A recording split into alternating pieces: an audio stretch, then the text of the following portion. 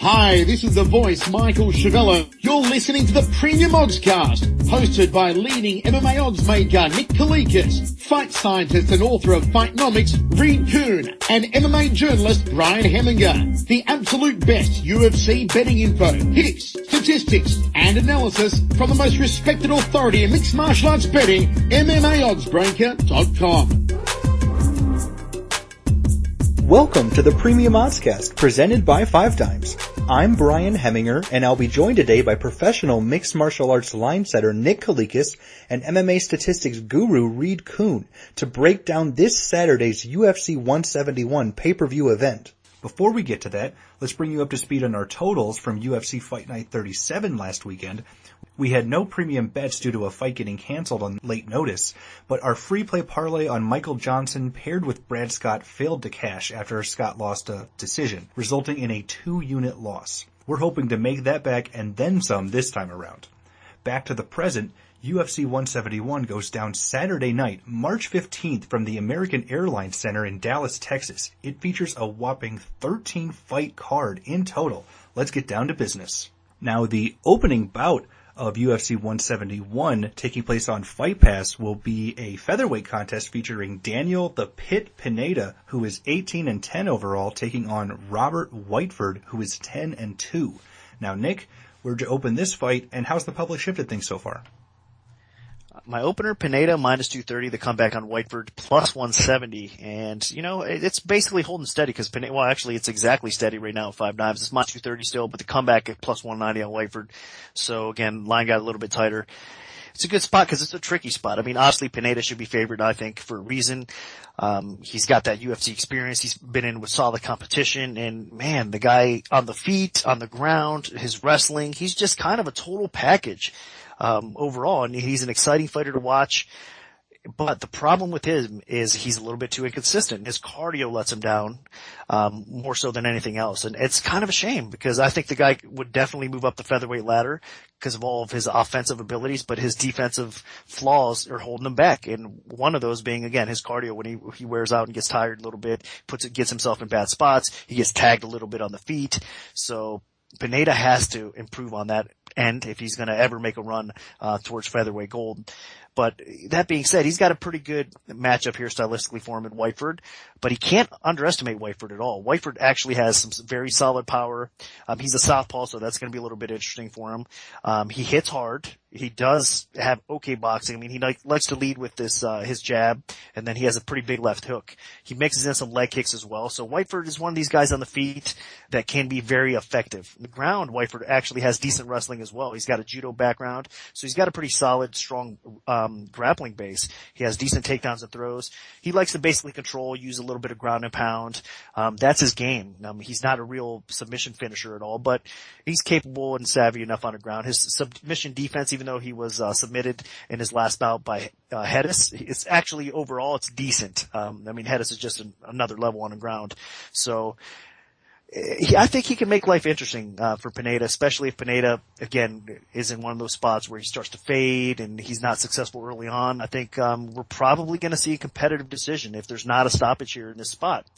The other thing, Whiteford does have enough power that on the feet, I mean, we saw Pineda get knocked out by Carvalho in his fight. That was a surprise. I mean, early in round one, again, that defense let him down. So Whiteford has just as much power, and we can even see that happen. But I really doubt it. I think that Pineda is the better finisher. He's the better fighter overall in this spot.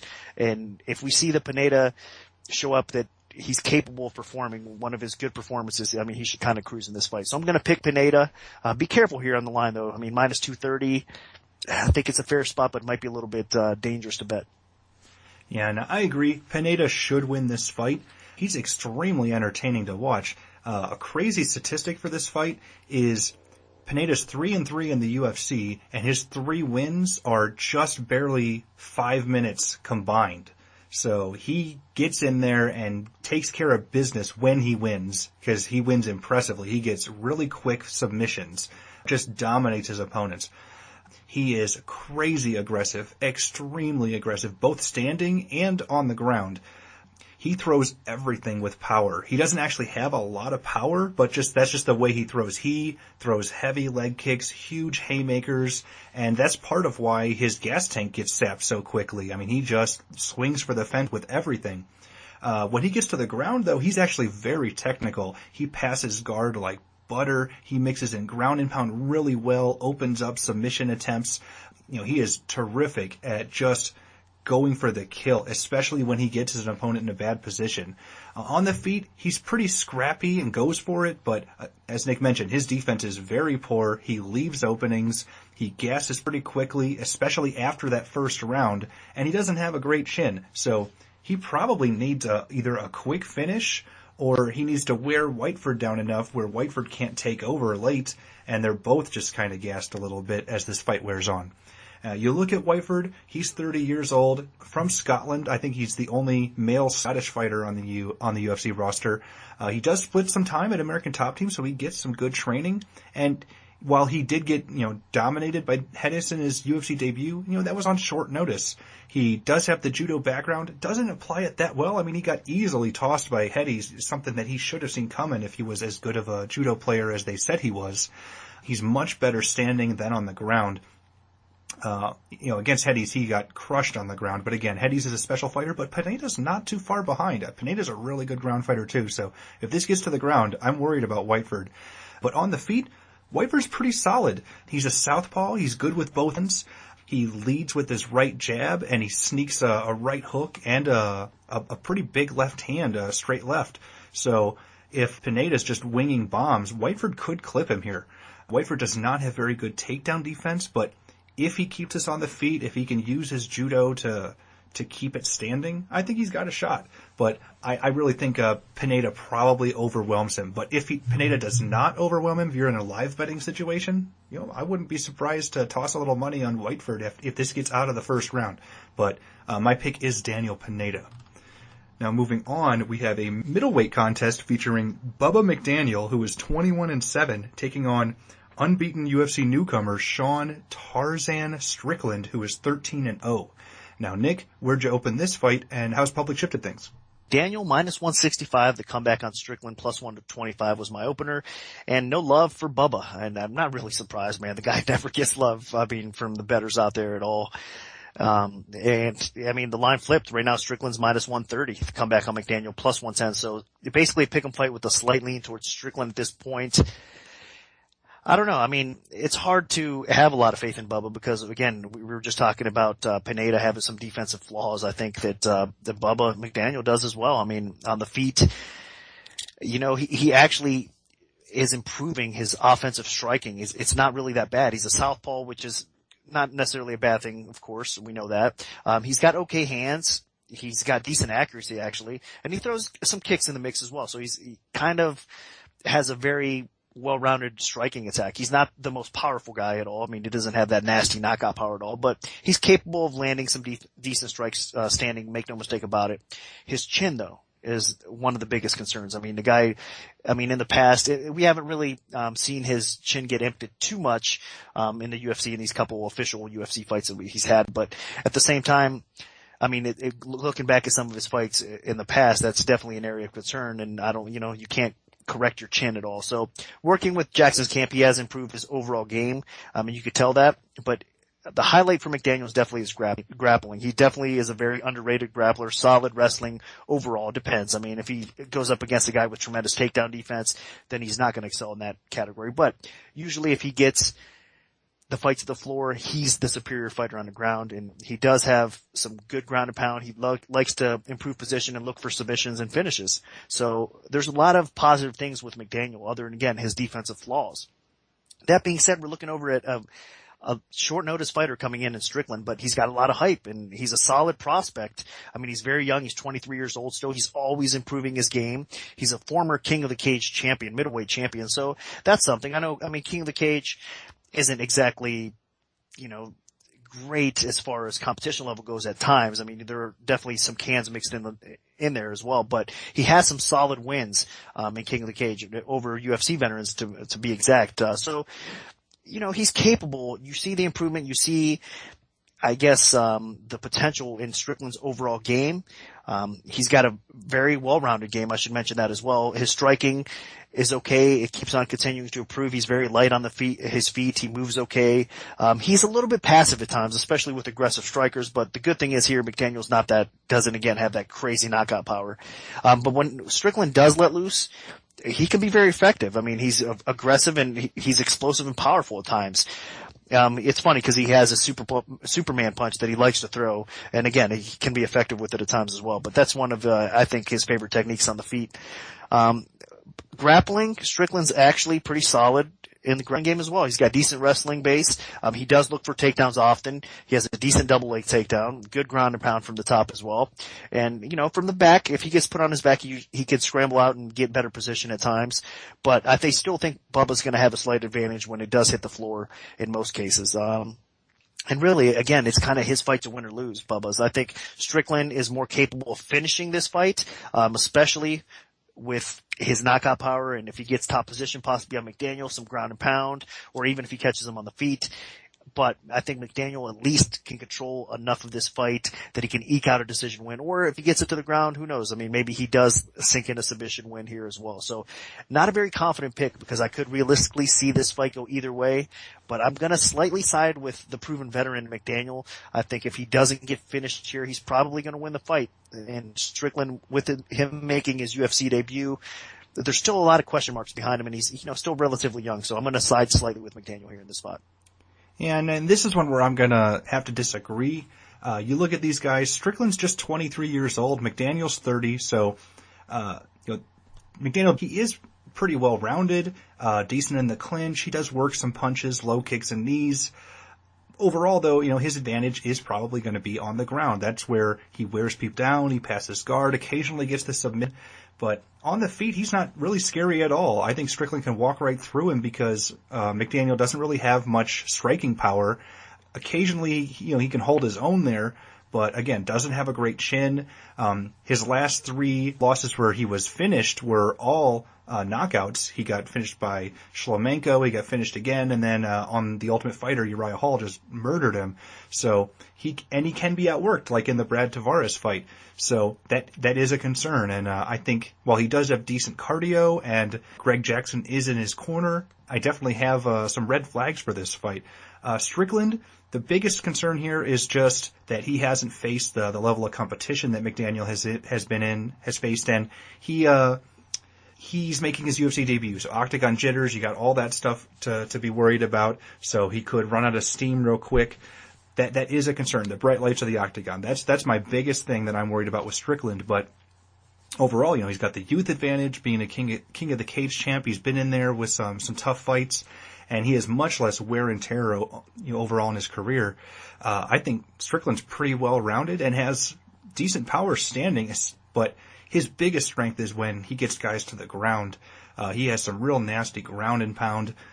He can finish fights in, seconds flat if he can posture up. As Nick mentioned, he is a little patient to a fault sometimes. He does look for the left counter standing, so if Bubba's pushing forward, he could walk right into something. I think Strickland mixes in jabs and kicks pretty well, but just like Bubba, he's a little bit better on the ground than anything. He has pretty good takedowns, scrambles well, and the ground and pound opens up submission opportunities as well. So I think he had a pretty solid performance against Ultimate Fighter veteran and UFC Josh Bryant. Wasn't a dominant victory, but he did get in there against somebody relatively UFC caliber. He has gone the distance, so I'm not too worried about his cardio. The only thing I'm worried about is that first time being in the octagon and then going against a Greg Jackson game plan. I'm going to pick Sean Strickland here based on that and just from what I've seen. So hopefully he pulls it off. Now let's move on. We have a flyweight contest featuring Will Campuzano finally making his flyweight debut in the UFC, 13-5 overall, taking on rising undefeated star Justin Tank Scoggins, who is 8-0. So, Nick, what's the MMA oddsmaker's perspective on this one? Scoggins minus 280, the comeback on Campuzano plus 200. Now, of course, the line on Scoggins is, most of you guys that are listening probably already know, minus 475 at the time of the recording right now, and Campuzano's plus 380. So, a spot that I did open, a bad line here in my opinion, because Scoggins was, obviously a little bit too low. It's just hard to gauge the hype on some of these prospects, but make no mistake, Scoggins is a very serious prospect, and he's coming into the UFC after that very impressive performance, in his debut over Vasulik. So, I mean, the guy showed off wrestling there. There was a lot of question marks about Scoggins. I mean, as far as fighting UFC type of caliber fighters. Now, don't get me wrong, Vasulik is questionable in that aspect, but still, he was a savvy vet, a proven guy, and a lot of people thought that Scoggins had to basically watch out for the takedowns. He ended up getting top control in that fight. His wrestling has improved to the point where you could tell, I mean, he's putting in a ton of work with the American Top Team, and Scoggins' wrestling base is actually solid now. And I'm saying this because, I mean, for most of you guys that know, Scoggins is a fantastic striker. I mean, that's what his best attribute is, no doubt about it. I mean, he's an elite karate kickboxing style striker. He's got great movement, good footwork, good timing. He's got speed and power to go along with it. He's capable of knocking you out with his hands or his feet.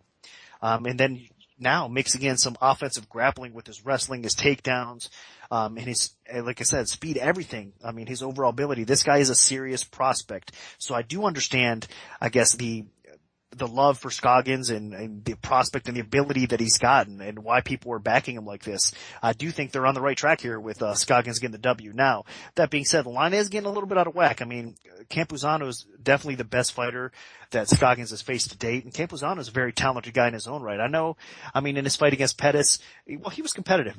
Make no mistake about it. But, I mean, a lot of people, and we should say that was a division up as well. So Campuzano is actually going back down to 125 for this fight, which I think is a better weight class for him. But still, I think, I mean, he got picked apart a little bit by Hettes. It was obvious. He did win that third round and made things interesting a little bit. And I think he's going to have to kind of get Scoggins on the ground to control him and to possibly sub him in order to win this fight as well. I think that, again, Campuzano can stand with him a little bit and trade. I mean, he is long, rangy. He's one of those long, rangy type of strikers. He's got good boxing, good kickboxing overall, and a decent clinch game. But the problem is Scoggins is going to excel and be even better.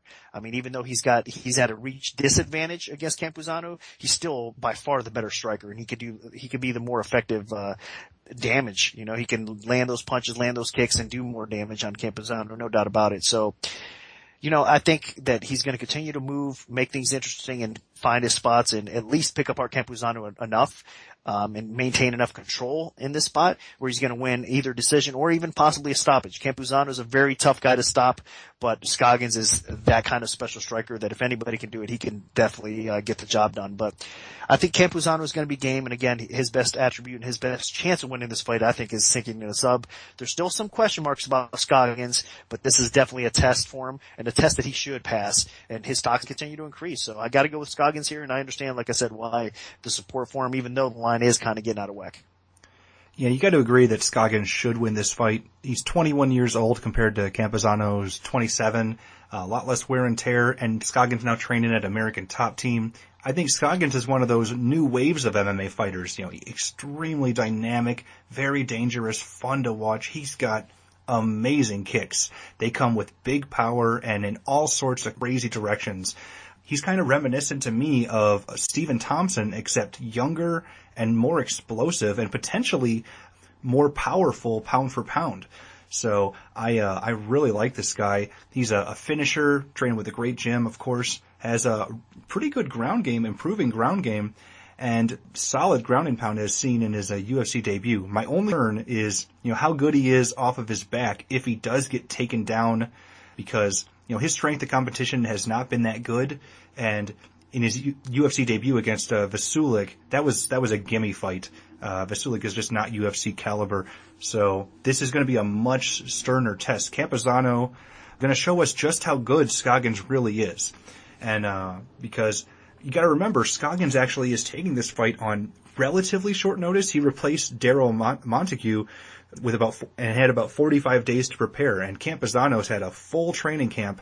So that is a little scary, although, Scoggins should be fine. I mean, he was campaigning to fight in the Atlanta card after he got his win. So I'm sure he's been in the gym and ready and training this whole time.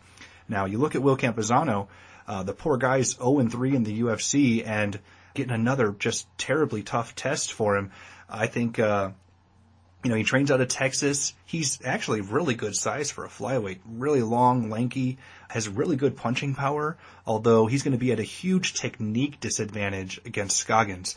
I think even though he has the reach advantage over Scoggins, Scoggins' kicks are much more dangerous, and they're probably coming in from further away than Campuzano's straight punches and jabs. And Campuzano's more of a brawler, so that doesn't really work well against somebody that's wants to keep his distance and uses kicks and mix things up like Scoggins. Campuzano is underrated a little bit, especially I think at flyweight, because when he moved up and took that fight against Sergio Pettis on short notice, that was extremely, extremely competitive. He's a good fighter, very scrappy, has pretty good cardio, and did have a full training camp. And is fighting at his natural weight class. So I think he's going to give Scoggins a good run for his money, but Scoggins should definitely win this fight. He might get a stoppage. I don't know. Campuzano's pretty tough, but we have seen Campuzano outworked by superior strikers with the Wineland or superior ground fighters. He's been submitted a couple times too. So I think Justin Scoggins, this is his fight to lose. Now, moving on, we have a lightweight contest with Rene Forche, who is 8-3 overall, taking on UFC newcomer Mexican fighter Francisco Trevino, who is 11-0. So, Nick, where'd you open this fight, and how's public shifted things so far? Near pick'em, actually. Trevino minus 125, Forche minus 115. In the line right now at 5 dimes, Forche is minus 130, plus 110 on Trevino. So flipped, but still near pick'em with a slight lean toward Forche. I wasn't quite sure which way the overall betting public would come in on this fight. I mean, Trevino, even though he's making his UFC debut, to the diehard fans, they've seen him fight before on Access TV. He's a very solid prospect in most people's minds. I know he's getting up there in age at 32, but I mean, he's just making it into the UFC, making his debut actually. And he is dropping to 155, I should say that. Usually he's fought at 170, even as high as 185 in the past. But for those that don't know much about him, Trevino is a pretty solid striker. I mean, that's kind of his best attribute. He works and moves well on the feet. He switches stances. He's a little bit unorthodox, but he's effective with his power and his overall game, his kickboxing game. So he loves to mix everything up, and he's pretty good at what he does. Now, his grappling is probably his weakest attribute, but he's okay on the ground. I mean, it's an area that he needs to improve on a little bit, but he does seem to sprawl pretty good, scramble out of bad spots. But he has gotten his back taken on several occasions, which is a little bit scary, especially when you're matching up with a guy like Forche, because his best attribute is definitely the ground, but I'll get into him a little bit more in a second. But still, I think Trevino, if he doesn't get caught by submission in this fight, he's going to make life a little bit interesting in this spot because, again, he's kind of the sprawl and brawl type of fighter. He's got some decent knockout power in the feet, and Forche has been knocked out, as obvious. I mean, his last fight, McDessie floored him, and even before that, he's been knocked out in his career as well. So Forche has a little bit of a questionable chin coming into this fight, and that's why I think it's kind of a hard spot, and it's a tough spot, because I do think the overall better fighter is definitely Forche. Even his striking is not bad. It's improving. I mean, he actually has a nice lead double jab. He works a decent right hook from that, kicks in his attack as well because he's not really afraid to go on the ground too much overall. But he still needs to work on his striking defense. Again, he gets tagged a little bit too much for my liking. He's, like I just said, he's been knocked out in the past, but his grappling base is his best attribute. He does look for takedowns often, and once he gets to takedowns, he does have good control, ground and pound, and he looks for some subs. So he does definitely want to do that in this spot against Trevino. He's going to be coming forward, working a striking game early, and I think he's going to eventually look to take Trevino's back, because if you watch some footage on it, again, that's kind of where the area he's flawed at the most. So back and forth type of fight, I think, is going to be competitive, and it's going to really be the first person to make a mistake is going to win this fight. Either Forche is going to capitalize on Trevino's weaknesses and possibly sink in a sub, or even control enough of the fight to win decision, or Trevino's going to floor Forche and win that way. So could go either way, but I'm going to slightly lean towards Forche here. I do think that he's the better fighter. He's a more proven fighter, and he's a more complete fighter at this point. But again, Trevino's going to show up, and he's going to be game. I should say, I did mention that Trevino dropped down to 155, but Forche has fought as high as 185 as well. So that's another interesting part about this. I mean, they both fought at 170, both fought at 185. Forche, most notably on the Tough Brazil show, that's where he fought at 185, so out of his weight class completely. So he's not going to be, I guess, too overwhelmed by the weight drop as well. So both these guys are in an interesting spot here, and we should see a good fight, but my lean is Forche. I have to agree about Forche, and I like him even more than you do, Nick. Looking at Trevino, a couple people have hyped him up, as he's entering UFC as an undefeated Mexican fighter. But man, I don't see it. He has a lot of heart. He does push a high pace. He has pretty good head and body kicks, so he could finish this fight with a head kick. And, he does have decent strikes in the clinch, relatively good cardio.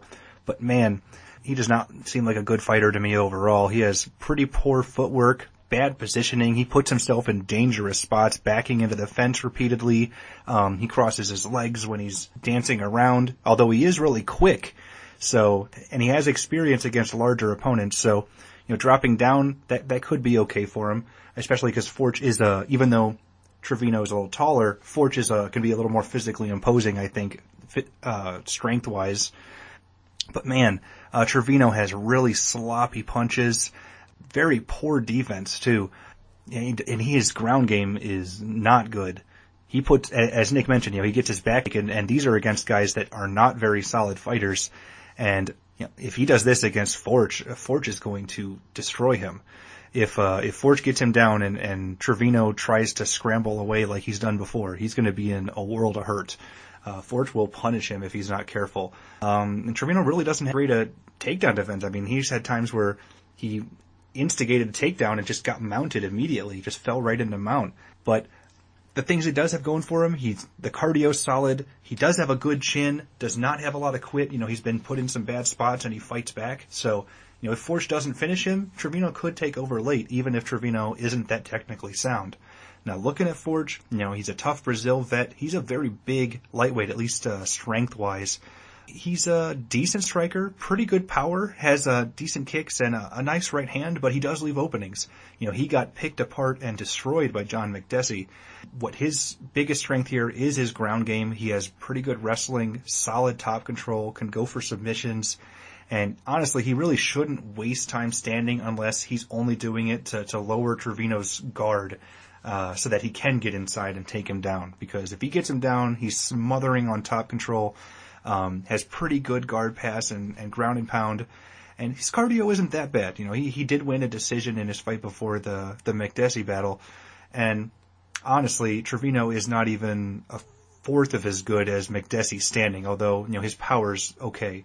So as long as Forche doesn't gas, as long as Forche doesn't get clipped, then this is Forche's fight to lose. So my pick is definitely Rene Forche. Now, moving on, we have a very interesting welterweight battle with one of the top prospects in the promotion, Alex the Dominican Nightmare Garcia, who is 11-1 overall, taking on Sean Spencer, who is 11-2. So, Nick, what's the MMA odds maker's perspective on this one? Well, it's an interesting fight for sure. I mean, it's a crazy spot in a way. I think the line opened originally minus 315 for Garcia, the comeback on Spencer plus 235. So I'll get into that. And I'm saying all this because the line for Garcia is now minus 4-1. And you know what? Spencer's a very respectable guy in the welterweight division, no doubt about it. So that tells you how much hype that Garcia has coming into this fight. And man, it's hard to argue it because it looks tremendous as far as abilities go. I mean, he's been a prospect for a while, Garcia has. I mean, he's been on the radar, and a lot of people were expecting him to make his UFC debut actually earlier than he did. He got a little bit of a setback to the hands of Seth Pachinski, but that being said, I mean, Garcia is one of these guys that he's such a well-rounded fighter, and he's so aggressive. He's got so much power. He's just another one of these serious prospects, especially to most people. That's exactly what they think about this guy. I mean, striking, he's very, again, dynamic, explosive on the feet. He's technical, but at the same time powerful, and he mixes everything up well. I mean, his kicks, he even throws front kicks in the mix.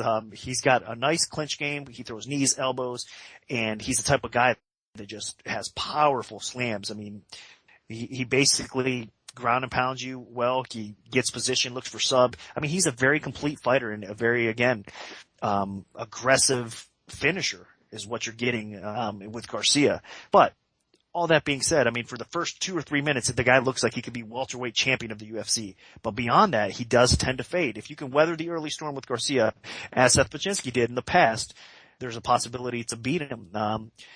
And I think Spencer's tough enough that he might possibly do that. So this is the dangerous part. I know a lot of people are supporting Garcia because of his abilities, but Spencer weathers the early storm. I think a lot of people are going to be scratching their heads because he could possibly come back and win, steal round 2, steal round 3, maybe even finish Garcia. I mean, again, I hate to base his one bad loss and keep mentioning it, but Seth was able to knock him out from ground and pound. I mean, the guy, he put Garcia on his back and he was able to land some ground and pound. And that was only because Garcia started fading in that fight. So you gotta look at it for what it is. His other fight against Ryan Dixon, I mean, he went 5 rounds, Garcia did, but he again struggled as the fight went on a little bit, in that spot. So he has a tendency to do that. And Spencer's one of these guys that's been under the radar. He's just a quality, again, welterweight. He's very well rounded, has a little bit of underrated striking. His boxing's actually pretty good. He's got a little bit of underrated power to go along with it. And he does have some precision with his striking. I mean, he mixes things up again very well. He's got some decent kicks. He throws combinations when he attacks.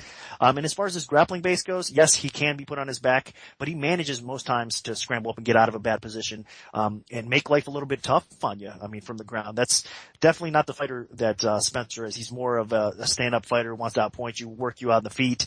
And I expect this fight to kind of be a grueling battle back and forth if Garcia doesn't finish him early. So I think Garcia can definitely finish this fight in the first 3 or 4 minutes because, man, like I said, he's a contender to me in that time, in that short span. But as the fight drags on, this is where I'm not really confident in laying the juice like 4-1 on a fighter that's going to fade.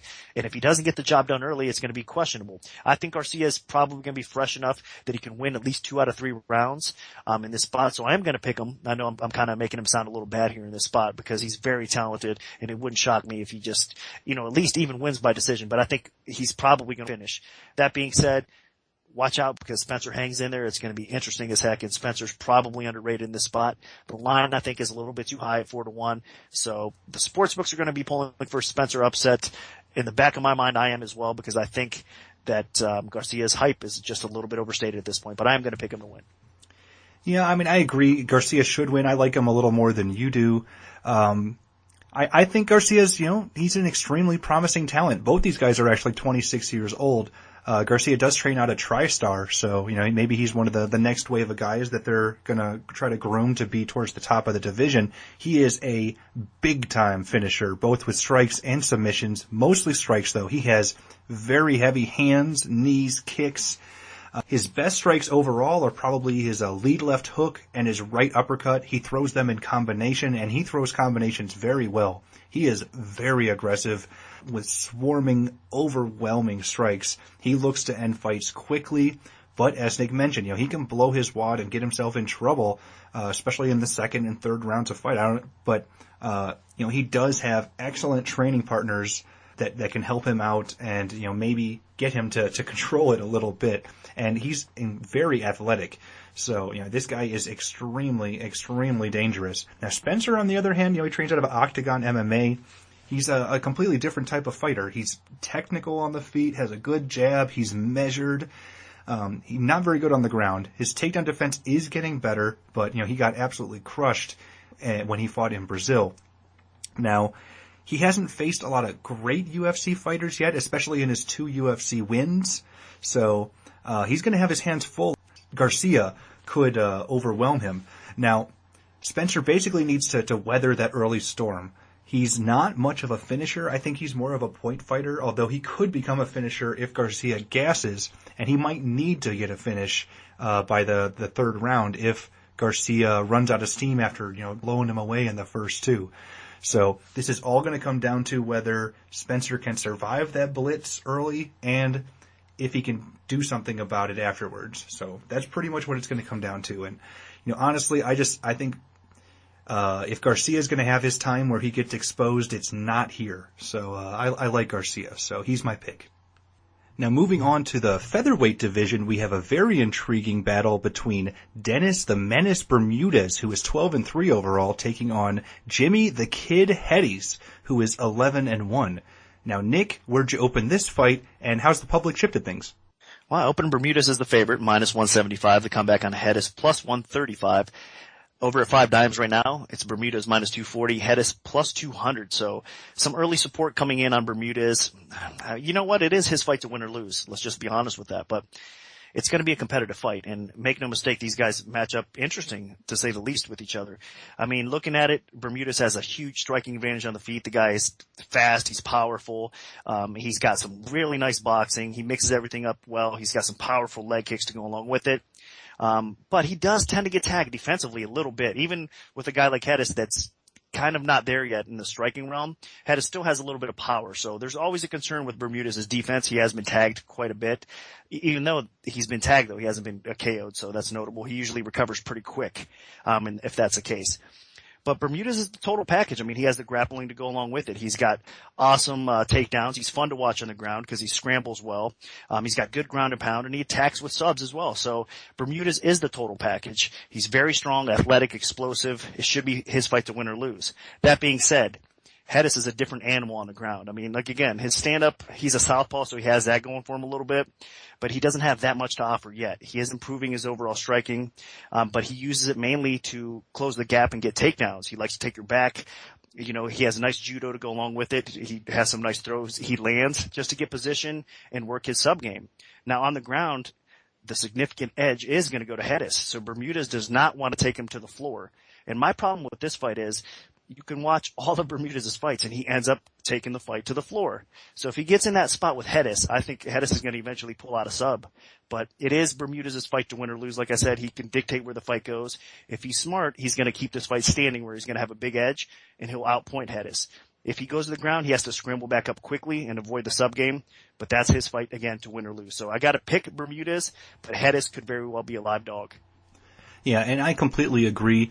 Both these guys are very similar, at least in terms of skill set and experience. Bermudez 27 years old, Hettes 26. They both train relatively in the northeast United States, with Hettes out of Pennsylvania, Bermudez out of Long Island. But in terms of fighting style, Bermudez, he's more of a brawler on the feet. He's very active, pushes a high pace, has good power, as Nick mentioned. You know, he hurt guys like Diego Brandao, Matt Grice. But again, does not have a very good chin, in my opinion, although I don't think Hettes can take advantage of that. Hettes is not a good striker by any means. Bermudez is very compact, has solid wrestling, but I really don't expect him to use it because of how good Hettes' ground game is. Bermudez has slammed a lot of guys in the past. He can smother. He has pretty good ground and pound. Not the best finishing ability on the ground. You know, he's not much of a finisher in total, but he's active and he wins decisions. So his best plan of attack against Hettes is to brawl him on the feet, use his wrestling in reverse, keep it standing, and just outwork him because, again, Hettes is not a good stand-up fighter. Looking at Hettes, he is an excellent judo and ground fighter. You know, he trains out of the AMA Fight Club, so he works with some top guys. He has one of the best ground games in all of the featherweight division, in my opinion. Extremely slick, very technical, very aggressive. He can finish you from anywhere, whether it's top position, on the ground. His most recent fight, he got a triangle choke after losing position. So that's something to always look out for with him. He's always dangerous, always looking for the finish on the ground. He's a great scrambler. He uses ground and pound well to set up transitions and potential openings for submissions. And if the submission isn't there, he will just beat the tar out of you like he did in the Nam fan fight. So again, extremely competent ground fighter. But on the feet, like Nick was sugarcoating it, Jimmy Hettes is a terrible striker. He has a good reach, but there's hardly any punching ability whatsoever. He has okay kicks, but again, everything he does on the feet is trying to set up takedowns, get inside, close the distance, work trips, work his judo, and he needs to get to the ground if he wants to beat Bermudez, because I do not see him doing anything on the feet against him. He was a punching bag in the second and third rounds against Marcus Brimage, so if he does not get it to the ground and does not get it done early, he might be in some big trouble too. So my pick is Dennis Bermudez, but watch out for Jimmy Hettes early. So, Reed, do the numbers back us up? Yeah, I think so. There is a huge reach differential in this fight. It's actually the longest on the entire card. So Hettes might just be able to get himself out of trouble by being a really long, rangy southpaw. He probably doesn't want to go toe-to-toe with Bermudez, but it might save him a little bit in terms of keeping that distance. You're right. On the ground, first of all, Bermudez has been very active. He's been in control a lot. But then again, Hettes has been perfect on the ground. just all over the place. He's got great credentials. And so that could be the interesting chess match that ends up developing. So this is one of those things where, you wouldn't want to go too heavy counting on Bermudez to have the same success both on his feet and on the ground that he's had in the past, because this challenge is a different type of challenge. And if Hettes stays out of trouble and waits for that opening and is able to get top control, he's a very capable guy on the ground. So, he's a live underdog here, and it's just one of those situations where you probably want to watch how the lines move, to see what the final pick would be. All right, thanks, Reed. Now, moving on, we have a women's bantamweight contest between Jessica Andrade, who is 10-3 overall, taking on Raquel Rocky Pennington, who is 4-3. Now, Nick, what's the MMA oddsmaker's perspective on this one? Well, I opened Andrade minus 170 to come back on Pennington plus 130, and a lot of support coming in on Andrade. I mean, I definitely blew the line as far as opening goes, because right now it's minus 280 at 5 dimes, so over 100 cents on the move here. Again, tremendous support on Andrade. But you know what? I do think the early action is wrong. I think a lot of people, I know Pennington is coming into this fight on relatively short notice. She's had some time to train and get some work in, though, no doubt about it. But that being said, Andrade, I mean, her striking against Sexton in her last fight, I think a lot of people were impressed. And it's funny because I believe it was Rogan that said she reminded him of a little Wanderlei Silva, the way she was coming forward in her stance and the way she was swinging. And Andrade does remind you of that. I mean, definitely fun to watch on the feet because she's so aggressive and just throws bombs there. She's very powerful. And to go along with it, she has a decent ground game. So Andrade is a very complete fighter, still very young. And I think a lot of people believe that she's going to be in the mix as far as title contention one day. I disagree, though. I think she's just not there yet. I think she will continue to improve. But in this fight against Pennington, I mean, throw out the records. I know Pennington, I guess, doesn't look like a very good pick at 4-3 coming in, and especially her fight against Roxanne Modafferi last time. She wasn't that impressive. I know she was supposed to do better, or at least people thought on the show as well. So she had some letdowns, but matchups are everything. And the way Pennington matches up with Andrade here, I mean, she's going to have a significant reach advantage, not just height, but actual reach. I think it's like 4 or 5 inches at least. And on the feet, I think Pennington's actually the better striker. Now, Andrade, again, she throws with serious intent. But Pennington, I think, has the better hands overall. She's a cleaner, more technical striker, has very solid boxing, and has a little bit of power to go along with it. Enough to make things interesting, considering Rosie Sexton was tagging Andrade in that fight and had her moments actually on the feet. If that's Pennington with her long reach and with that kind of success being able to land, Andrade is going to be in trouble here. I also think that Pennington's wrestling is good enough and her takedown defense is good enough to keep this fight standing. So I understand the slight edge on Andrade, especially based on their last few performances. But overall, I think this is a difficult matchup for Andrade, and I think Pennington's severely being overlooked here in this spot. I'm going to go out on a limb here and pick Pennington because I do think she's going to be able to keep it standing, and she's going to utilize her strengths standing up with her long limbs basically and just basically outbox her and land a little bit more. And it's going to be clear, I think, on the judges' scorecards, even though we're going to see competitive decision. The only concern, I guess, with Pennington would be she tends to get inactive at times. So if she lets Andrade be the busier fighter and dictate where the fight goes and maybe even push her up against and hold her up against the cage, I could see Pennington possibly losing a close decision like that. But as far as pure striking ability goes, which I think a lot of people are banking that Andrade is going to be a little bit more effective, I think Pennington is going to be the more effective striker, and I think she's going to find a way to win this fight, either on the cards or possibly a stoppage here. So I'm going to go with Pennington. Yeah, and you look at this fight, Andrade 22 years old, Pennington 25, so the youth advantage for Andrade really isn't going to be much of a factor here. Both of them are young in the sport, still improving, and have a lot to prove to everybody. And Andrade, she trains out of Brazil. She does have a decent ground game, but again, as Nick mentioned, she is at her best, pushing forward aggressively on the feet. She really took it to a new level in her last fight. She was extremely aggressive through punches and bunches. I don't think there was a ton of power, but I mean, it just was accumulating and just building up. And she just does not stop pushing forward. And in that Sexton fight, she was just swinging bombs, big hooks. They were a bit wild. She does leave big openings. in her defense due to that crazy aggression, and she can be taken down, but she basically pushed the pace like that for 3 straight rounds. She really did not slow down, so I was impressed by that. She has excellent cardio. She can go the full distance if need be. One thing to be concerned about, she's not a natural 125-pounder. So in her last fight, she was facing Rosie Sexton, who is a 125-pounder and actually could probably fight at 115. And Rosie Sexton was near the end of her career. And so I think that actually inflated how good she looked in that fight, just because Sexton's on her way out and was her size. So she just had a youth, size, speed, everything advantage against Sexton.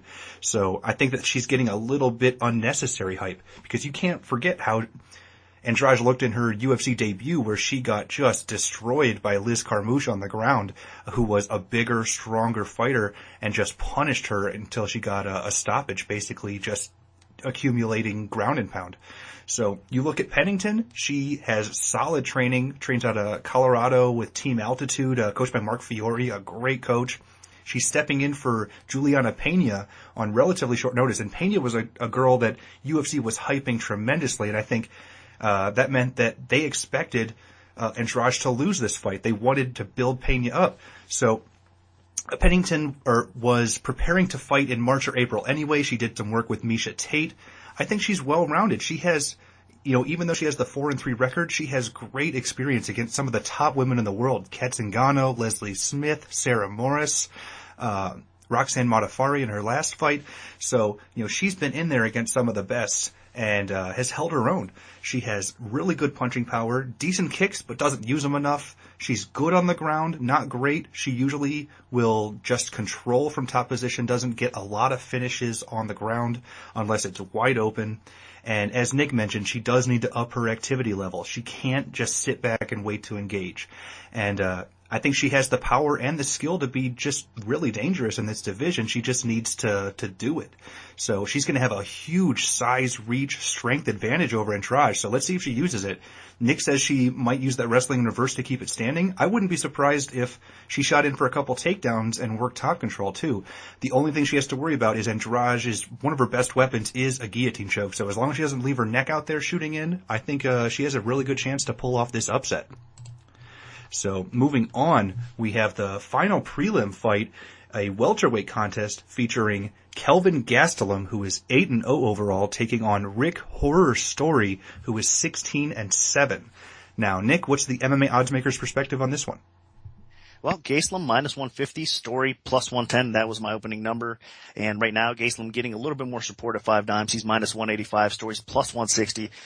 Some initial action coming in on the dog though. So this line has bounced all over. They dropped below 150, at one point. Now, again, they climbed back up a little bit because more support is coming in on Gastelum. So I think there is two-way support on this fight, and there will continue to be two-way support on this fight because you have two world-class welterweights here. I know Gastelum's the one that's a little bit unproven still, a little bit untested, but he's the one that's coming in with the hype because if you are favored over Story in the welterweight division these days, I mean, usually you're a upper echelon type of fighter, top tier fighter, or even a contender. So this is basically Gastelum's fight to prove himself here. It's going to be a barn burner. It's a tough fight to really call, honestly, because they match up so well together. I mean, both of them are great wrestlers. They have tremendous amount of punching power, and their stand-up game's improving. I mean, starting off basically with Story, well, actually, I should say they're both southpaws too, which makes things a little bit interesting as well. But again, Story is a southpaw. He has really good hands. It's improving. I mean, he's not the most technical at times, but you can see his technique improving, and he's fast, he's strong, he's aggressive. He loves to push the pace. His strike defense isn't really the greatest. He does get tagged in the face, gets busted up a little bit, but he's got a solid chin. I mean, the guy's definitely a tough guy. He's hard to stop, put it that way, even if you do land on him. Now, his grappling, he does go for several takedowns, of course, as well. He's got solid takedown defense, so he's not easy to get on the ground. And he's got good ground and pound when he gets in top position. So he's a guy that, again, well-rounded skill set and just a handful for most fighters. But that being said, I think that Gastelum is a guy that could probably come away with a decision here because I think Gastelum matches up relatively well with him. He's got a lot of the same attributes that Story does, like I mentioned. I mean, he has decent footwork on the feet. He has better head movement. And his hands are okay. I mean, they continue to improve. I think Story has probably the pure boxing edge. That doesn't mean Gastelum cannot do more damage, and he's got huge power as well. So he likes to throw that big left hook. He blitzes in with a nice 1-2, which is impressive as well. So he does a lot of decent things. I think he has a nice high kick to go along with his striking attack on the feet. But his grappling, again, is kind of his best attribute. He goes for takedowns. He has a very strong wrestling base. And again, he's another fighter that loves to push the pace and push forward. So he's hard to keep off his back. He does scramble up well when you do put him there. And again, he has good ground and pound, looks to attack with subs once he gets in position. So again, a very even, closely contested fight. I'm going to slightly favor Gastelum here. I think it is going to be maybe a split decision type of fight. It's going to be hard to imagine that either one of these guys stop each other. So I think you just got to slightly lean towards Gastelum here in this spot. And I agree that Gastelum should be the favorite. You look at these guys' track records. Gastelum is 22 years old. Story's 29. Story actually does have a big-time experience edge. He's been in there against some of the best in the world. He actually has a win over Johny Hendricks, who's in the main event of the evening, beat Thiago Alves. He's had some great victories in his career, but he hasn't had the best run of luck lately. He did start to turn things around a little bit since he switched up and started spending some of his time at TriStar Gym. Story is more of a pressure-based fighter. He's a swarming, clinch-based offense. He doesn't have great technique striking, but he has pretty good power, and when he turns it on, he can really overwhelm opponents. So he's aggressive. He is always looking to put his opponent, make them move backwards, whether it's into the fence, it's constant forward pressure. And he looks for the takedown as well, especially when he's not getting a lot of damage done on the feet. He does have some trouble doing anything when he has his opponent on the ground. He doesn't have much ground and pound unless he can create space, and he doesn't do it that often. And he'd actually been outworked when his opponent was on the bottom, like in the Mike Pyle fight. The judges actually scored the fight for Pyle despite Story being on top for most of the second and third rounds. It's just because he didn't do anything. So that is a bit of a concern. And actually, the biggest thing to be scared about with Story is he does not have tremendous cardio, and his takedown defense is not that great. You know, in a couple of his biggest UFC losses, like to Charlie Brenneman and Martin Kamen, he actually was put on his back repeatedly and just could not get up. And he got taken down as well by Demian Maia before getting finished. So that is something to look out for, especially against somebody like Gastelum, who is extremely, extremely talented. Like, some people are actually calling this guy the welterweight Cain Velasquez. You know, he's just compact, constantly pushes forward. He just does not stop going. He has great cardio, really good wrestling. His double leg is fantastic. One thing he does need to work on, he does not have very good top control. His opponents usually do get up relatively easily, and he just has to keep going. But again, his cardio is so good that he can just keep taking them down. So that tires his opponents out really bad. He's very high energy. He's also always looking to move forward.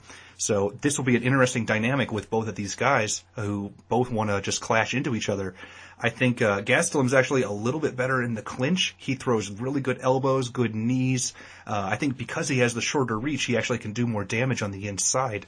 And he doesn't need a lot of range. I think from the outside, Story could pick him apart a little bit because Gastelum does have a shorter reach. But Gastelum's pretty explosive and has some nice kicks on the outside. So there's a lot of good intangibles for Gastelum, especially with how young and confident he is.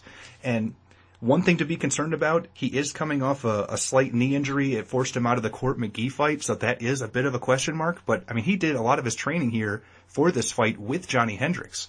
So I think he's got some great experience preparing for this fight. So I'm picking Kelvin Gastelum relatively confidently. I think he just outworks Rick Story. So, Reed, what do the numbers tell us for this one? Well, I think they back you up. You guys have covered most of it. The data shows that they're the same size. They're southpaws. Gastelum's younger. Their stand-up striking is nearly identical, although I'll give a slight pace advantage maybe to Story. Although factor in, I have a small sample size on Gastelum, and a lot of that fight was against Uriah Hall, who's a huge dude, and that presents some problems for some of these metrics. So I think they've been deflated to some extent.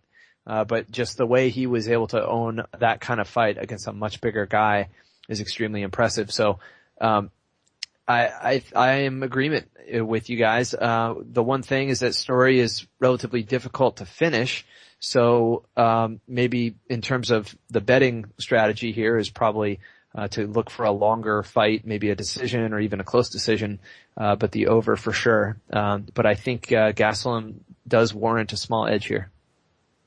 All right, excellent. Thanks, Reed. Now, moving on to the main card, the opening bout, we have a light heavyweight contest with Ovince St. Preux, 14-5 overall, taking on Nikita Al Capone Krylov, who makes his light heavyweight debut with a 16-3 mark. Now, Nick, what's the MMA odds maker's perspective on this one? St. Preux, minus 280, the comeback in Krylov, plus 200, that was my opener. And again, I guess not really surprising, but, Krylov got no love, and OSP is now minus 365, so St. Preux getting the respect, and, matchup wise, it should be his fight to win or lose, let's face it. Krylov, his performance against Paleli, it was his fight to win or lose it. He lost it. So that was kind of embarrassing. I know it was in heavyweight and it was his UFC debut, but he did bounce back. To his credit, he bounced back and looked great in that 25 seconds he had against Walt Harris. I mean, he got that head kick KO, win, and you could tell, the only thing you could tell is that Krylov definitely came into that fight in better shape.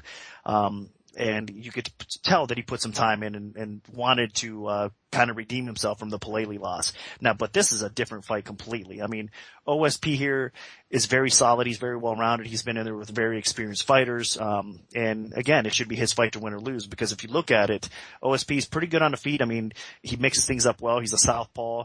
He's got decent reach, although he only has a couple inches of pure reach here in this spot, against Krylov. So that's going to be interesting, but still, I think it's a spot where OSP can be very competitive on the feet. He has to watch out though, because Krylov has sneaky power, and if he stays up on the feet too much, I mean, we have seen OSP get tagged on occasion too, so you can't really tell the improvement of Krylov at this point. That's going to be the dangerous part of this whole matchup, in that part. But what we do know, Krylov's cardio is very questionable. I mean, he does fade bad, and even though this is a drop to 205, making his debut at 205, we should say, still, I expect his cardio to be a little bit better, but there's still too many questions regarding that. So OSP, again, a very proven fighter. He's got decent cardio. What he's all about, and one of the biggest areas and one of the biggest advantages in this fight is definitely going to be his takedown ability and his ground and pound. So if he gets Krylov up against the cage and works his takedowns and works his control, there's no question he should do what he does best and win this fight. Even standing again on the feet, he's talented enough to win this fight. But where the current line is here, I mean, at minus 365 or so, I don't see any value as far as betting goes, because there's a lot of question marks about this fight. I mean, again, Krylov dropping down to 205. OSP in his fight against Villante, he didn't look that great. I mean, that was a close fight. Going into that third round, I know he got the nod there with just a few seconds into that round, but that could have realistically went either way.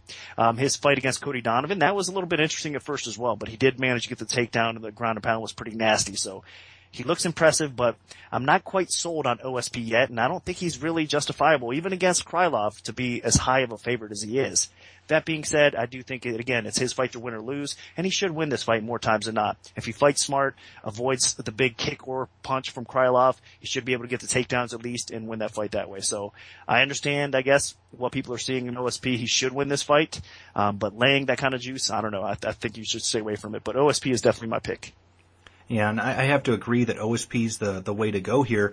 Although OSP is 30 and Krylov is 21, so Krylov does have the youth advantage in his favor, but in terms of experience against top opposition and overall skill set, you gotta favor OSP. St. Preux has nasty power in both hands. He is a terrific athlete, trains out of Knoxville MMA Academy. He was actually on, I believe, on the Tennessee volunteer football team in college.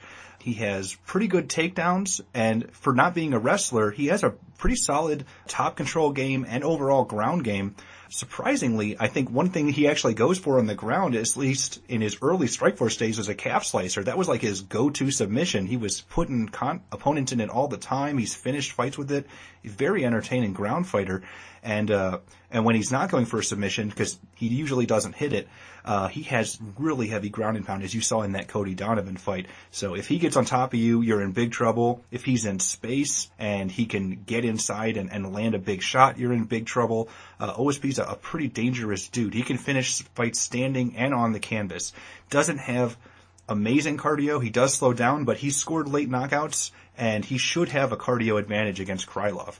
Now, looking at Krylov, he's from the Ukraine, and that's actually a factor because there's so much turmoil back home right now that's got to be in his head. I don't know how it's affecting his family, like his country's at war. So this actually could be a situation where paying attention to politics could help you pick a fight.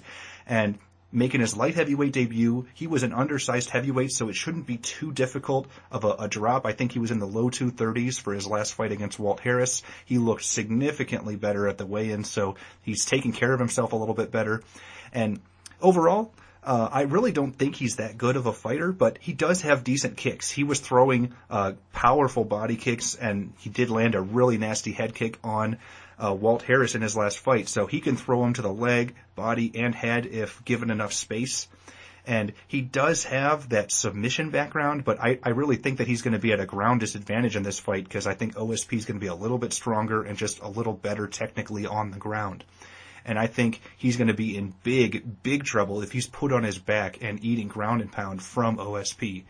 Another thing that scares me with Krylov is his chin is straight up in the air when he's striking, especially when he's throwing those kicks. So if he just wings a kick and it's, and OSP is able to sidestep it, he's going to eat a huge punch. So I think Ovince St. Preux is a much different animal than the slower, more plodding Walt Harris, who is almost a sitting duck for Krylov's kicks. And OSP's experience could very well push him through over the edge here. So my pick is Ovince St. Preux. Now, Reed, what do the numbers tell us for this one? I agree with you on that one. The numbers do line up very favorably for OSP here. One interesting fact is that both guys come forward and are pretty accurate. And again, keep in mind, small sample size on Krylov. But to date anyway, they both show good accuracy. They both show that they're aggressive. They push forward. They initiate exchanges. And when that happens, it could be over quick. So there's an argument to be made for the under or for a fast finish. And they also both do not have very good defense in terms of head strike defense. So they hit hard, they hit well, and they also are able to, they have been taking punches. So again, more ingredients for an early finish should they choose to stand and bang. And then of course, if it goes to the ground, OSP has definitely been pretty strong grappling. His only loss in the last 5 years is the decision to Gegard Mousasi, who's one of the best. So factor that in. I mean, he has been using ground and pound and good position grappling. So I do feel pretty strongly he's a justifiable strong favorite here. And in terms of value picks, you could be looking for an early finish. All right, excellent. Thanks, Reed. Now moving on, we have another welterweight contest. This one features Jake Shields, who is 26-6-1 overall, taking on Hector Lightning Lombard, who is 33-4-1. So, Nick, where'd you open this fight, and how's the public shifted things? My opener was Lombard minus 165, the comeback on Shields plus 125. And again, this is another spot that kind of went crazy right away because it dropped down lower than 165, and now if you're looking at the line, it climbed back up. Lombard's minus 220, the comeback on Shields plus 180. So definitely more support coming in on Lombard. Looking at the way these guys match up, I mean, again, it's another spot where I think it's Lombard's fight to win or lose here. But make no mistake, Jake Shields has played spoiler on several occasions here. I think, the matchup with Damian Maia, they were kind of feeding him to the wolves there, but surprise, surprise, Shields came through. He deserved to get that W. He looked good and did what he had to do in that fight against Woodley. Again, the fight before that, I think they were kind of feeding him to the wolves, I should say. I'm sorry. And then, he played spoiler again. And, he ended up, winning another competitive, controversial decision, whatever you want to say. But, Shields continues to play spoiler, and it's another matchup. I think they're kind of feeding the guy to the wolves here. And, Lombard has that KO power. He's got the judo background, the wrestling to keep this fight standing, and he's very dangerous on the feet, no doubt about it. But the problem is Shields going to play spoiler again? I mean, it's very possible. If you look at Lombard's fight against Okami, you look at his fight against Bosch, those fights that he lost, and they were controversial, again, kind of competitive decisions. But Shields is the type of fighter that if he doesn't get clipped early on, it's going to be interesting because he pushes a pace. He can maybe hold and pin Lombard up against the cage a little bit, possibly get top position on him as the fight goes on because, I mean, obviously Lombard does tend to fade. We haven't really got to see enough of him in this weight class considering, he just floored Marcourt, under 2 minutes, I believe it was in that fight. So there's still some question marks about Lombard here. And again, if you look back at his losses recently in the UFC, he didn't perform as well as he should have in that spot. And again, Shields has played spoiler recently and always seems to overperform and not get the respect from the public like he deserves. So I think it's another case where Lombard should be able to keep the fight standing. He's got the knockout power. He's got the better striking ability. So again, he should be able to win this fight. So I'm going to pick Lombard here. Yeah, and looking at this fight, I have to agree that Lombard should be the favorite. Both these guys, age shouldn't be a factor. Shields is 35, Lombard's 36, but I think Lombard is much more dangerous in terms of finishing a fight. You look at Shields, and he has been on a surprising run lately, and he has been playing spoiler, but it has not exactly been pretty performances. I mean, that was a close split decision against Demian Maia where he was in top control for a significant portion. He completely wall-installed Tyron Woodley. That was one of the ugliest fights of the year. And so he's getting these really close, barely eking it out decisions. I mean, I actually thought Woodley could have won that fight or should have won that fight. He is just grinding it out. Again, he just has very little finishing ability at that top level because as good as his top control and jiu-jitsu is, he doesn't have he's not going to submit the top guys, and he has zero punching power or striking power whatsoever. So, there's really very little he can do other than stall a fight out, get top position, grind it out, wear his opponent down. And I think that favors him in maybe a 5-round fight, but it's going to be a little tougher against a guy like Lombard. Shields needs to push Lombard into the fence, wear him down, try to get him on the ground, and if he can, then he can win this fight, because if he can survive that first round, Lombard might slow down and Shields could take over. So it's not out of the realm of possibility. But I mean, you look at Hector Lombard training at an American Top Team, he is so dangerous, especially early. And you look at him, he lost some of that unnecessary muscle when he dropped down to welterweight. He looked a little leaner. It made him way more explosive, in my opinion, and it could have definitely improved his conditioning because, you get those big bulky muscles, you're gonna slow down. So we don't know for sure, but, that's a good estimate to have. And Lombard has massive punching power. He loves to explode forward with right and left hooks, and if he hits you, all it takes is one, and if you start to get in trouble, he will swarm you. He has crazy killer instinct with hammer fists and hooks and uppercuts. Like, he just does not stop the second he smells blood. So all it takes is one shot, and Shields could be in big trouble. Shields has been clipped in the past by big, powerful guys like Ellenberger and Dan Henderson, although he can recover, as you saw in the Henderson fight. So Lombard has been taken down in the past, guys like Okami, but I'm just not sure that Jake Shields is big enough or strong enough to do that. So we'll see. That's the big question here, because if Lombard keeps it on the feet, Shields is in big, big trouble. So, Reed, what do the numbers tell us for this one? Well, they're in full agreement again. The storyline here is a grappler, one of the best in the business, Jake Shields, facing a power striker. And so regardless of the Olympic background in judo that Hector Lombard has, he's made his career with his hands, standing up. So the question is, can you get him on his back? Can you make it a dirty fight and win a decision off of him, as people have, one or two have done in the past, but now that he's dropped down to welterweight, he's not going to have that same size issue that he had at middleweight, where he was simply the shorter guy, shorter range, and that was used to his disadvantage. So here they're going to be roughly the same size. He does have pretty good hips. He's got good takedown defense. And again, he's got that dynamite in his hands. He's already shown it since coming to the UFC. He certainly showed it prior to that. He's got knockdowns. He's got very accurate power striking. And Jake Shields does not have the gun power to go toe-to-toe with this guy. So the question is, can he get him down? I don't think so. I think early on, if he stuffs some early takedowns, if Jake Shields is going to be coming forward, which is normally his style in striking, is to push forward with volume, I don't think that's going to fare very well against a guy like Hector Lombard. I think he only needs a few clean shots, and he can stand in the pocket and wait for Shields to come forward, or he can pursue. But either way, I think he eventually he puts his hands on Jake Shields, and it's going to be his fight on the feet.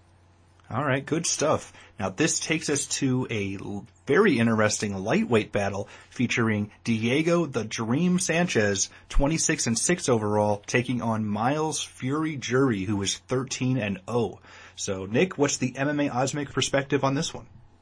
I open up Jury minus 210, the comeback on Sanchez plus 160.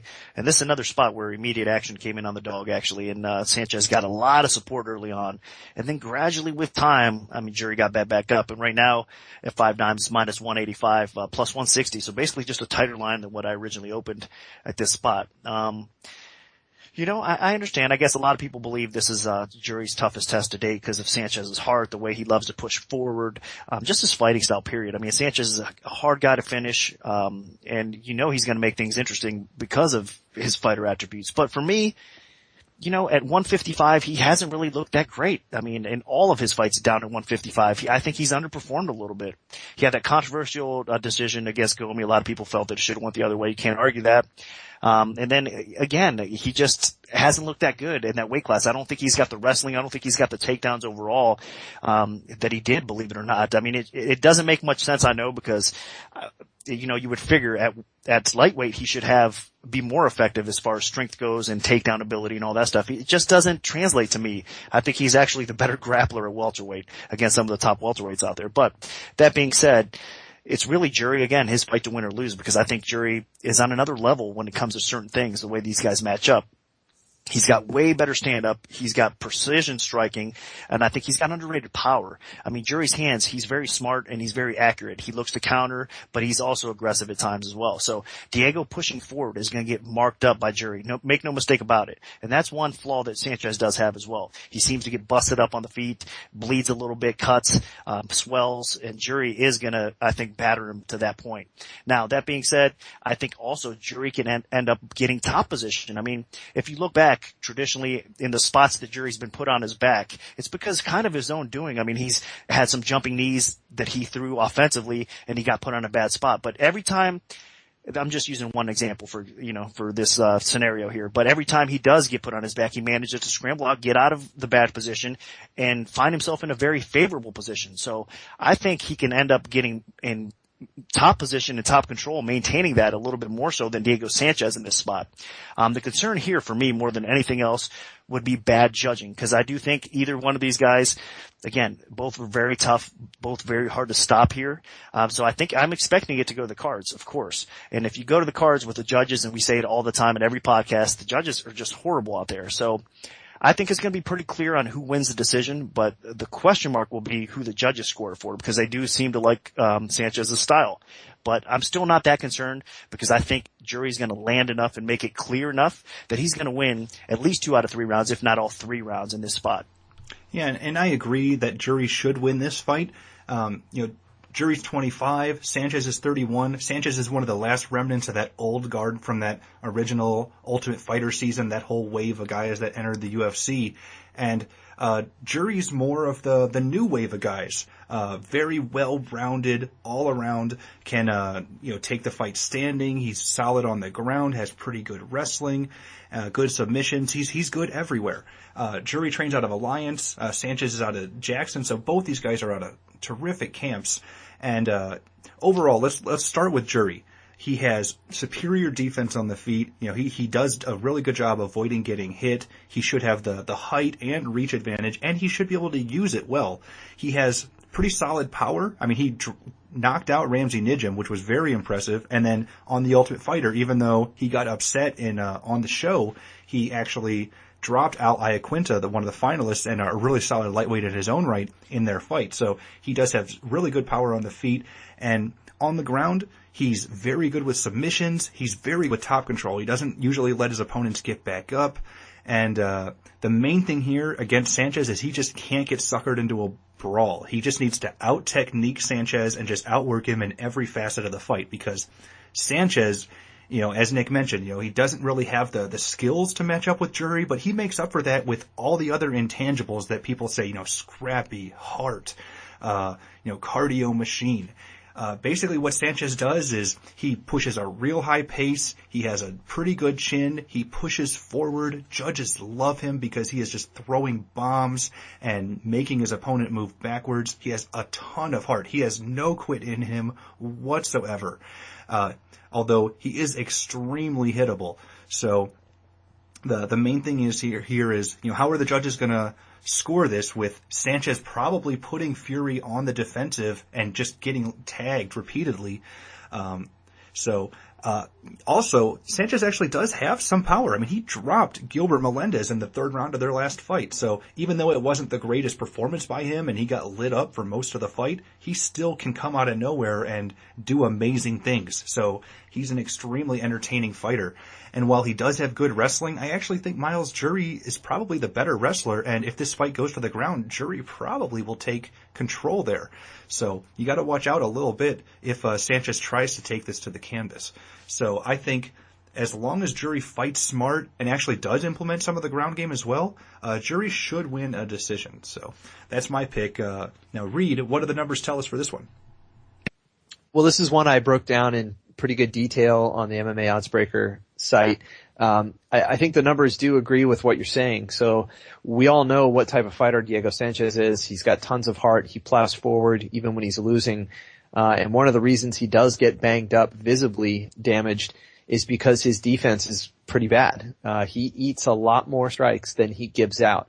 And so on a per exchange basis, if he goes toe to toe with Jury has some of the best head striking defense on the entire card here. So, smaller sample size, but we got 40 minutes of data. He has barely been hit. And that's pretty exceptional. So, for each exchange, it's going to be Jury landing and Sanchez is going to get banged up early. But he has proven to be very, very durable. He takes a beating. He keeps coming. So this may take a while to develop. It may take the whole fight, actually. I think I do expect this to go to the cards. But Jury should be a little bit better in all positions.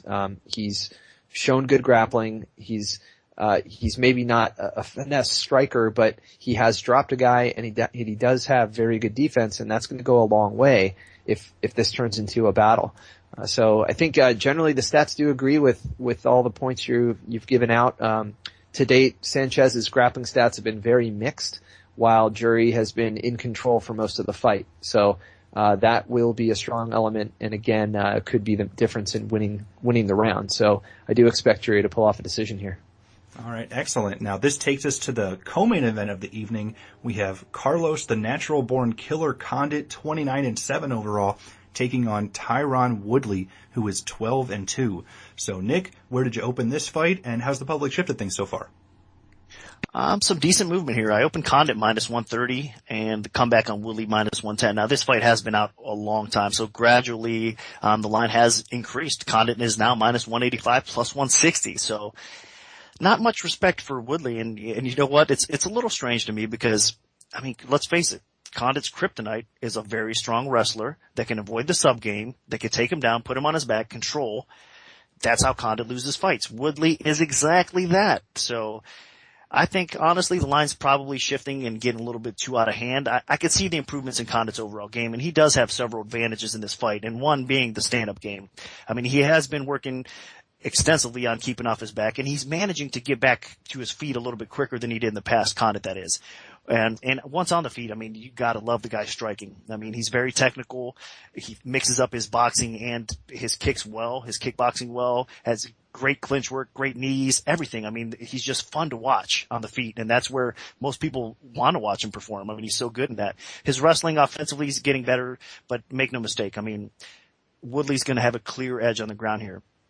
A lot of people, I think, believe that possibly Condit could pull off a sub from his back against Woodley. I don't think that's going to be the case. Condit is very sneaky. He does have a dangerous sub game, no doubt about it. But Woodley's savvy enough to avoid all that stuff, and I think he's smart enough to know what to expect on the ground. And I think he's smart enough to neutralize and avoid all that stuff. So, really, to me, it's what kind of game plan Woodley comes up with here, and if he's able to stick by it. His cardio is probably my biggest concern because he does tend to fade every one of his fights that you watch. By the time he gets into round 3, Woodley is a different fighter. He does fade to the point where he's just not as sharp. I mean, he's not landing those takedowns enough. He's getting picked apart on the feet a little bit more often. So he makes life interesting for sure, especially as the fight goes on. If this was a 5-round fight, I would be all over Condit in this spot. I would definitely recommend a play on it. But it's not a 5-round fight. It's a 3-round fight. And in my head, I can't help thinking that Woodley's probably going to win the first 2 rounds. And if he survives in round 3, he's probably going to get the decision. I'm expecting a close, competitive decision here. And And I think Woodley's probably going to get it. Now, I should also point out the fact that Woodley's stand-up continues to improve. His knockout power is devastating, and he can probably clip and put out anybody at 170. He has that much power. So we can't exactly count Woodley out on the feet either.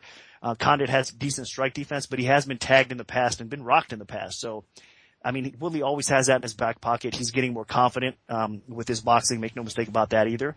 So it's interesting. I think it's dog or pass situation for sure. I'm actually going to slightly lean towards Woodley because I do think he's going to win probably 2 out of the 3 rounds. Now, will the judges give it to him? I'm not so sure, but Woodley's going to be my pick. Yeah, and this is one where I'm going to disagree with you a little bit.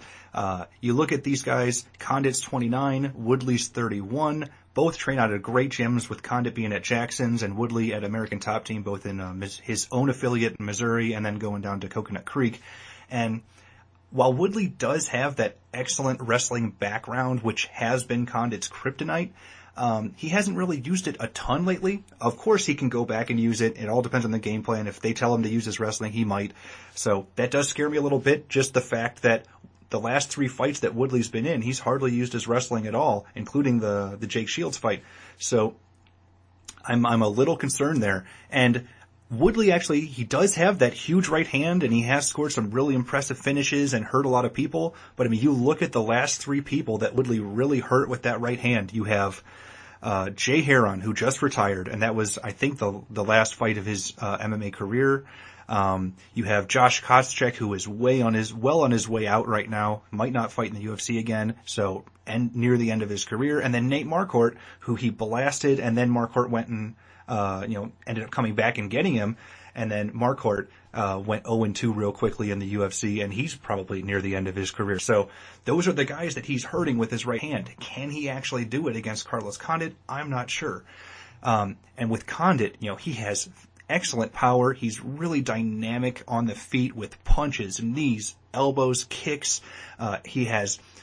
He's constantly moving forward. He's like a buzzsaw. His conditioning is phenomenal. He has a really good guard, but as Nick mentioned, I really don't think he's going to submit Woodley if taken down. But what he's actually been working on is getting up from when he is taken down. He gets up to his feet pretty well. You saw in the Johny Hendricks fight, Hendricks repeatedly took him down. And I'm not saying that Woodley won't take him down, because he probably will. But Condit is very good at getting back up to his feet. And if Condit just keeps getting back up and Woodley is forced to keep shooting in, I think Woodley's going to be the one that takes that negatively. So the fact that Condit just never stops moving forward and has a huge heart and is always looking for the finish, I think that gives him an advantage here. He's one of the most exciting fighters in UFC history, in my opinion. So this fight is not going to be over until that last second goes, because as you saw in the Roy McDonald fight, Condit can keep going, and he is dangerous up until the last seconds of a fight. So I'm going to pick Carlos Condit. I think he does wear Woodley out and either takes it over by the end of the second round or maybe the third round, because I think Woodley's getting a little inflated just because of his strong performances against guys near the end of their career. So, Reed, what do the numbers tell you? Well, it seems like there's points on both sides of the page from both of you guys, and I agree with many of them. The issue here is, in the stand-up game, it's pace. Carlos Condit is a very high-paced guy. He throws a lot of volume. He throws a lot of combinations, body kicks, head kicks. He's not very accurate because of that. But coming forward, he does tend to win rounds. And so he's been through some close decisions before, including when he won the interim championship. And Woodley, on the other hand, tends to be a little bit more reserved. He's hesitant. It showed against Jake Shields, and it was the only time he lost a decision, because he didn't use takedowns, because Jake Shields is an excellent grappler. And so instead he chose to stand and look for the counter. And I think he missed some opportunities. He did land easily the hardest strike of that fight against Jake Shields. I think he hit him with a spinning back fist, actually. So he's got some exotic strikes. It's just pulling the trigger was his problem. Now I do have some personal bias here. I hung out with Tehran a couple times over the summer. He kicked my ass in the gym, out in Las Vegas. So I know how hard this guy works in the gym. I know how good his wrestling is, and he certainly has very good hands. He's accurate, and he has tons of knockdown power. And his defense is actually pretty good too. But he said it himself. He's been hesitant in the past. He freezes up a little bit when some guys are coming at him. So that's the trick. If we see Tyron Woodley finally get his timing down where he can counter guys, it could be upset potential because he has the skills to do it. He has the hips to stay on his feet.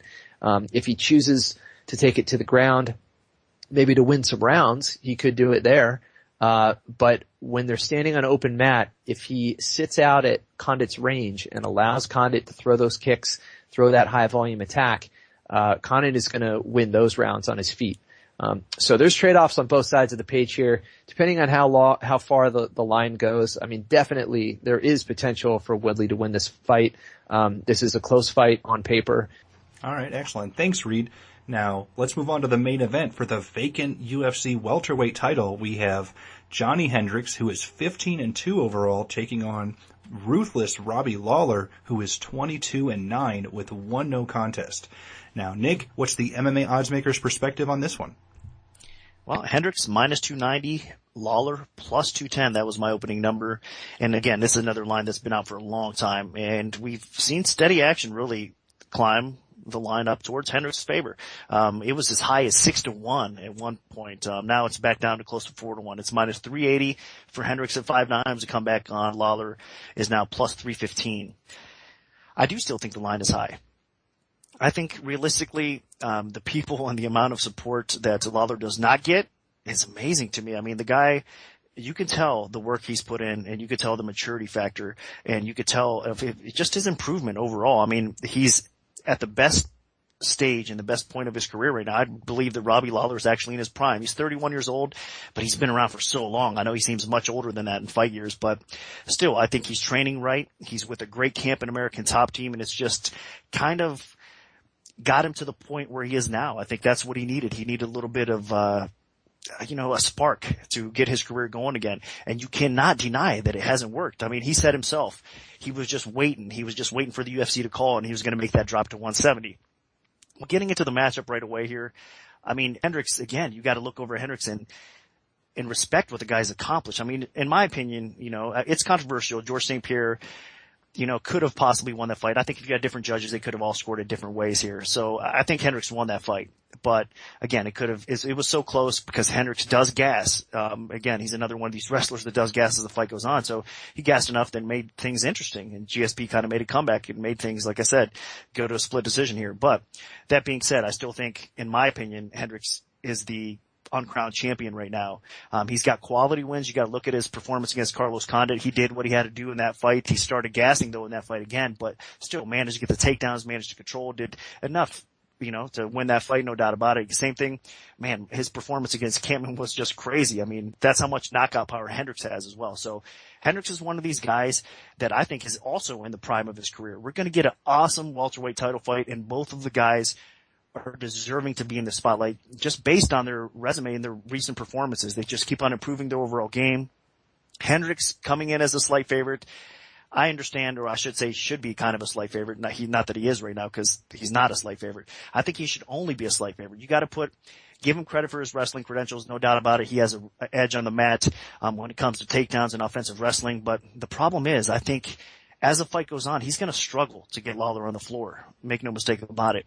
I mean, look back at the fight against Josh Koscheck. Sure, you could say Koscheck is basically out of the UFC. He's not the same fighter he was at one point, but still, his wrestling's there. He took Lawler down, struggled to keep him down. Lawler managed to get back up. And once he got back up, we saw the end result. I mean, Koscheck was in some serious trouble.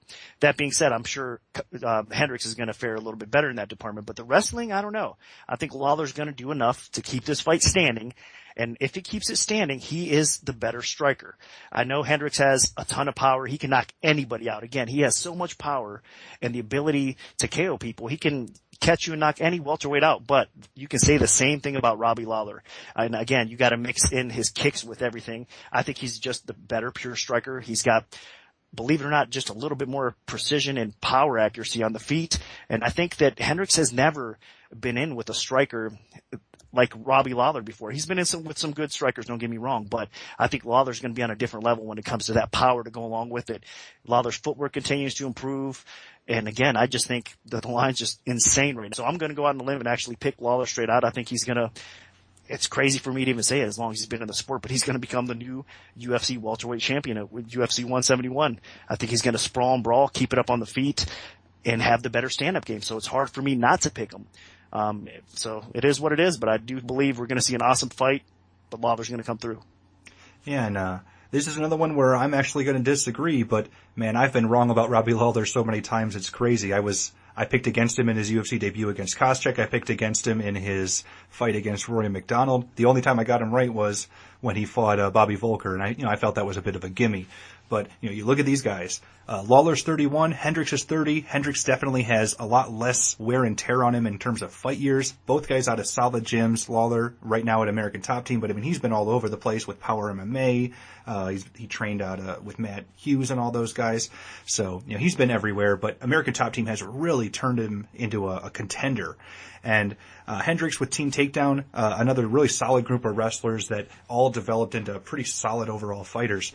And let's start with Robbie Lawler. The guy is so dangerous. He is capable of finishing you with just about anything. We've seen him hurt people with punches like he did against Koscheck, and Melvin Manhoff, anybody throughout his career. He has nasty punching power.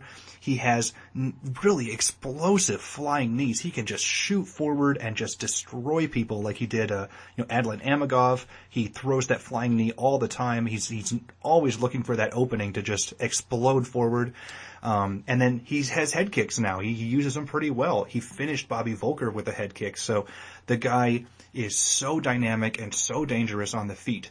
But that being said, while Johny Hendricks doesn't have all of those weapons, I think Johny Hendricks' left hand is just as good as any of Robbie Lawler's weapons.